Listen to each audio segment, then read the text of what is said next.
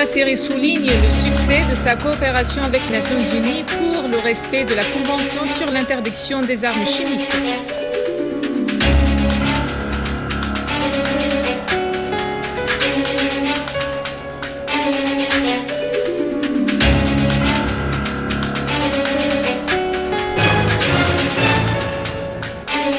Lavrov affirme que le président Al-Assad représente les intérêts d'une grande partie du peuple syrien.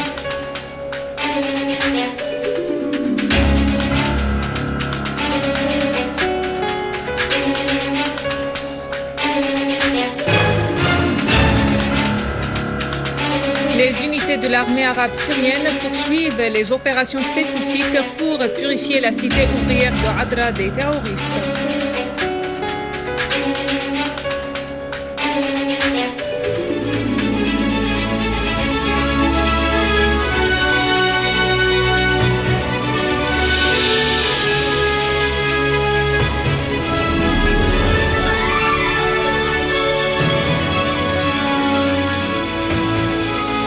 Mesdames et messieurs, bon après-midi et merci d'être avec nous.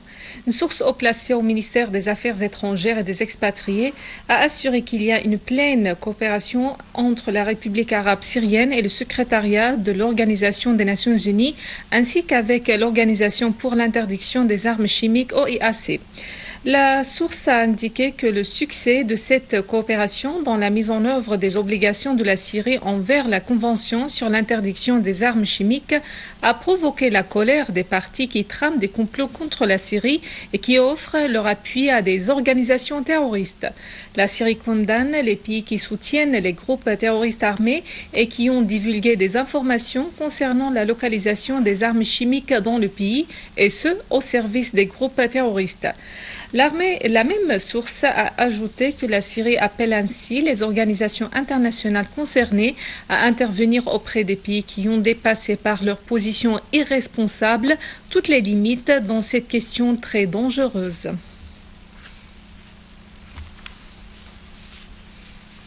Le ministre russe des Affaires étrangères, Sergueï Lavrov, a souligné que le succès de son pays à l'égard des causes de la Syrie et de l'Iran est dû aux efforts collectifs de la communauté internationale. Lavrov a noté que les partenaires occidentaux de la Russie n'ont pas soutenu dès le départ du soi-disant printemps arabe les intérêts des peuples arabes. Lavrov a souligné que certaines parties régionales tentent d'exploiter la situation humanitaire en Syrie pour créer une tension dans les relations diplomatiques avant la tenue de la conférence internationale sur la Syrie Genève 2.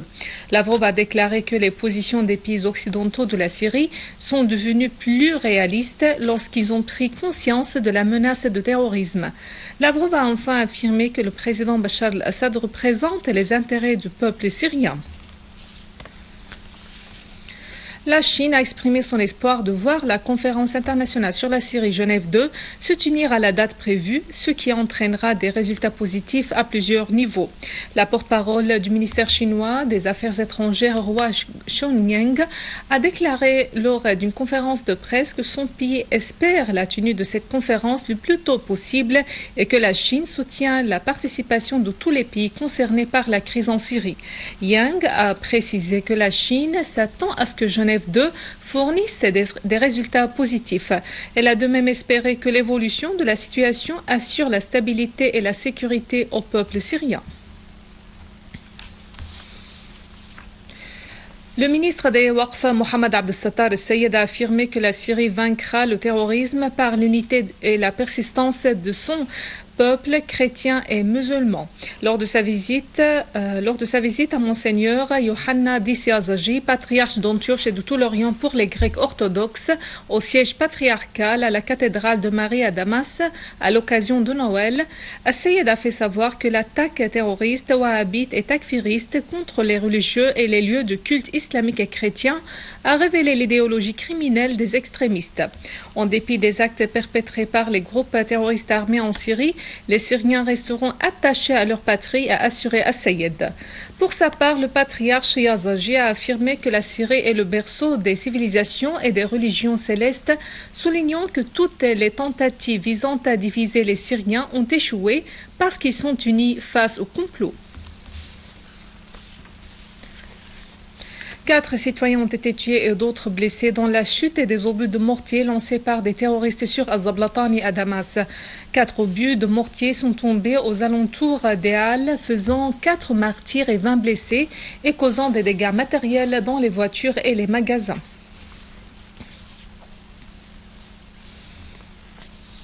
La cité ouvrière de Adra, où s'étaient infiltrés des terroristes, revient graduellement à son cours normal.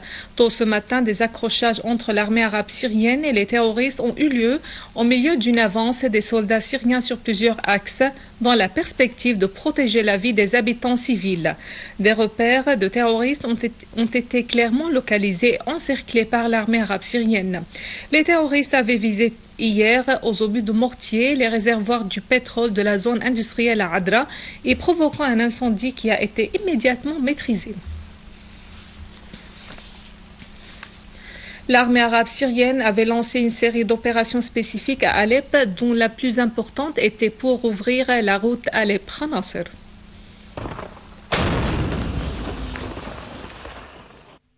Parmi les opérations stratégiques menées par l'armée arabe syrienne dans sa lutte contre les groupes terroristes en Syrie, les unités de l'armée arabe syrienne ont procédé à la réouverture de la route Alep-Khanasser qui a été coupée par les groupes terroristes armés en vue de resserrer le taux autour de la ville d'Alep.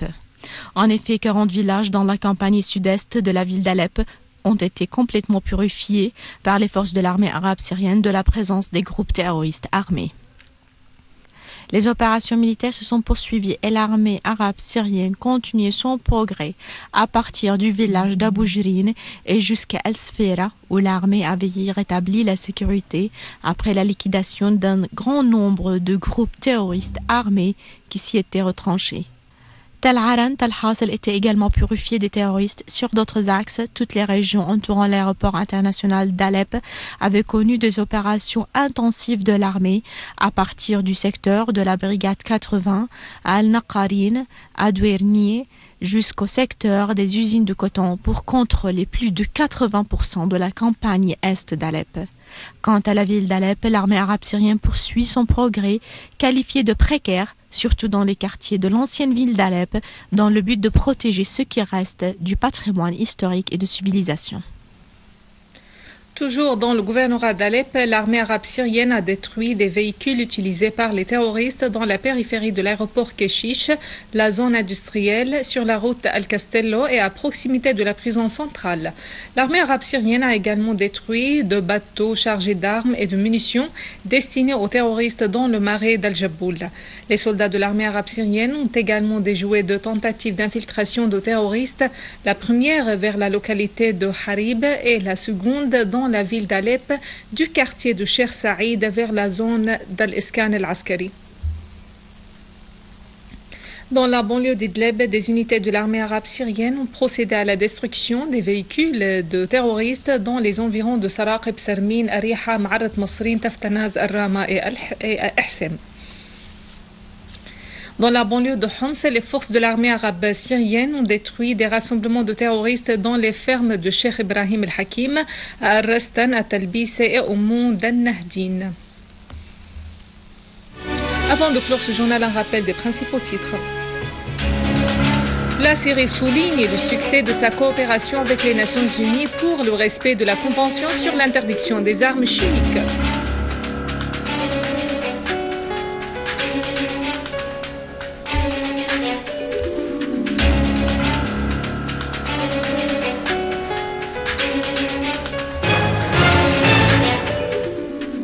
Lavrov affirme que le président Al-Assad représente les intérêts d'une grande partie du peuple syrien.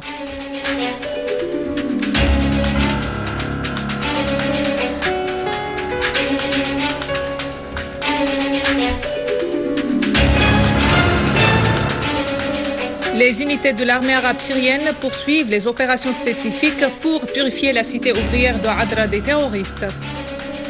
Mesdames et messieurs, c'est la fin de notre édition. Pour la revoir, visitez notre site web syriaonline.sy. Merci à vous, merci à toute l'équipe de rédaction et de technique. Au revoir.